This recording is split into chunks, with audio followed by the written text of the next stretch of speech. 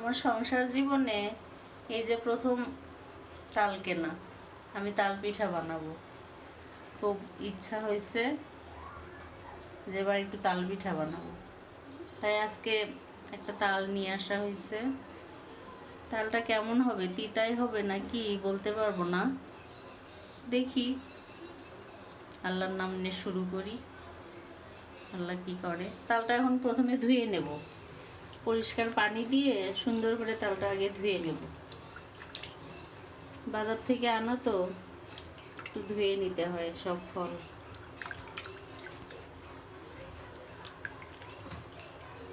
ধুয়ে নিয়ে তারপরে পানিটা ফেলে দিয়ে এখন উপরের এটা আমি ছাড়িয়ে নেব।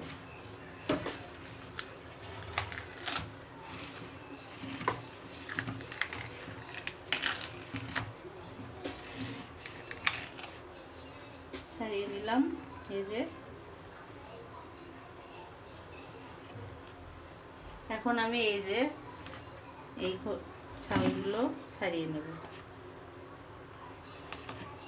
একটু সময় নিয়েই করতে হয়, একটু তালটা একটু সময় সাপেক্ষ ব্যাপার।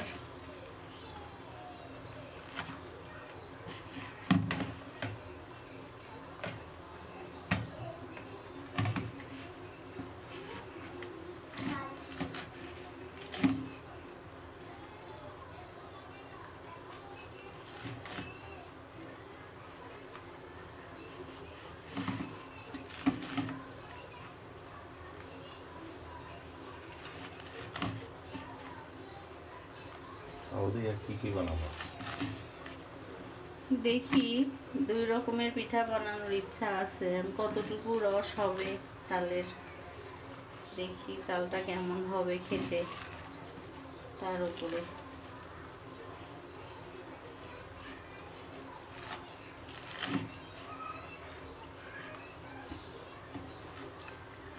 তাল পিঠা আমি অনেক বানাইছি বাপের বাড়িতে, কিন্তু শ্বশুর বাড়িতে এসে বিয়ে হয়েছে আজ এত বছর, কখনো তাল পিঠা বানানো হয়নি।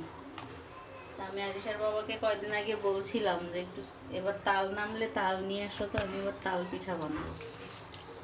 অবশ্য ওরা তেমন একটা পছন্দ করে না, কিন্তু বছরের একটা জিনিস তো একটু করতেই হয়, পছন্দ না করলেও করতে হয়।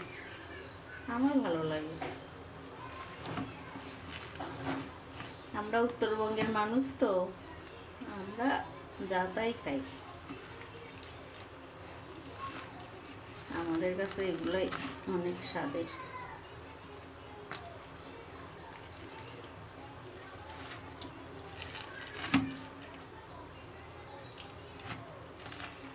এই যে আমার ছাড়ানো শেষ খোসা।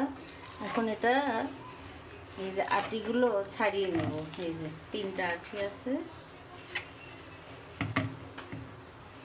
এই যে তালের পাকা গেরান হয়েছে, গন্ধ তো ভালোই বের হয়েছে, খেতে কেমন যে হবে।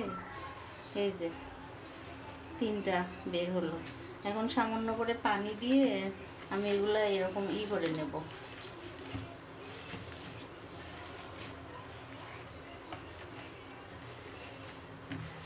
অল্প অল্প করে পানি দিয়ে এগুলো ভালো করে নিয়ে চালনিতে ছেঁকে নিতে হবে।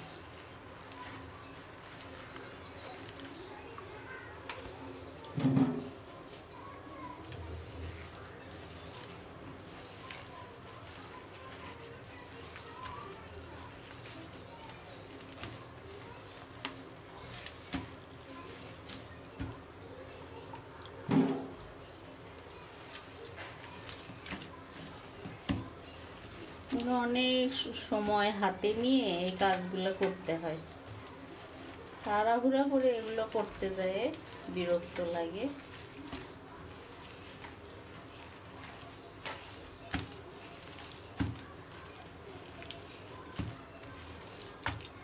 কেমন যে বানাবো, এটা একটা মনে মনে টেনশন হচ্ছে, কেমন হবে আসলে, বানাতে পারবো কি না।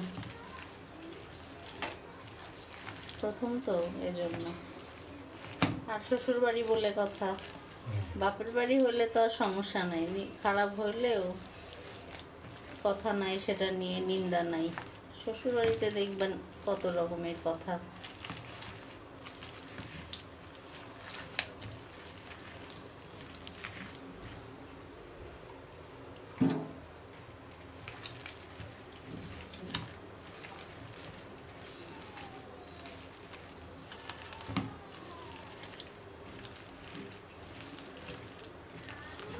আমার করা হয়ে গেছে, এখন একটা চালনি নেব, নিয়ে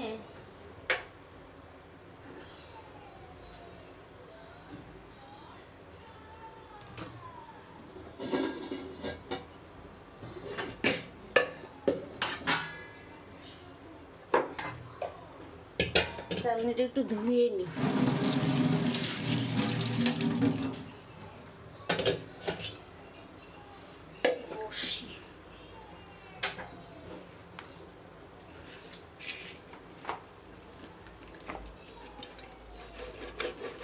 এই যেরকম করে আস্তে আস্তে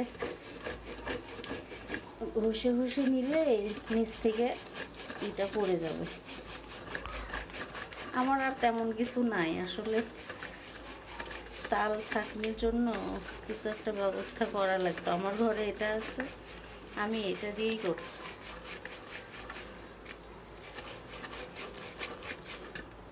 এই দেখেন নিচে পড়তেছে, এই যে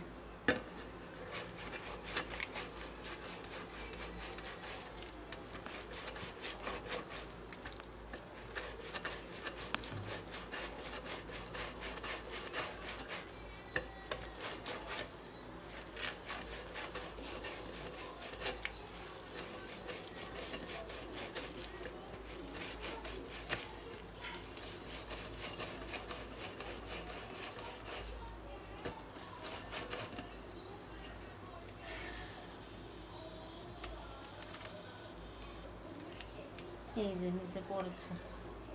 এইভাবে পুরোটা করে নিতে হবে।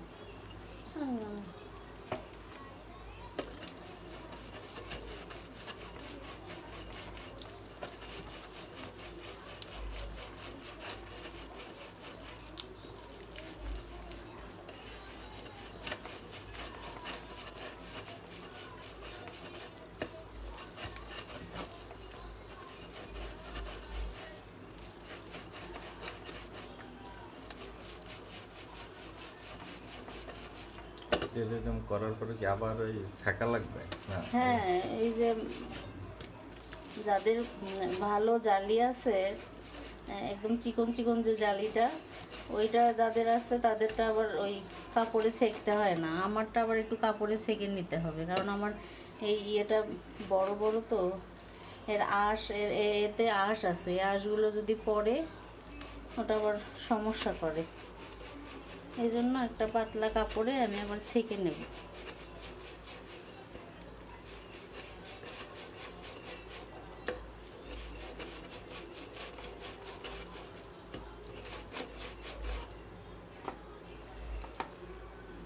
দুইটা শেষ করা। ওই দুটোতে আর একটু পানি দিয়ে করবো, শেষই অল্প করে বের হবে। একটা তালে আর কইটুকু বের হয়, সামান্য।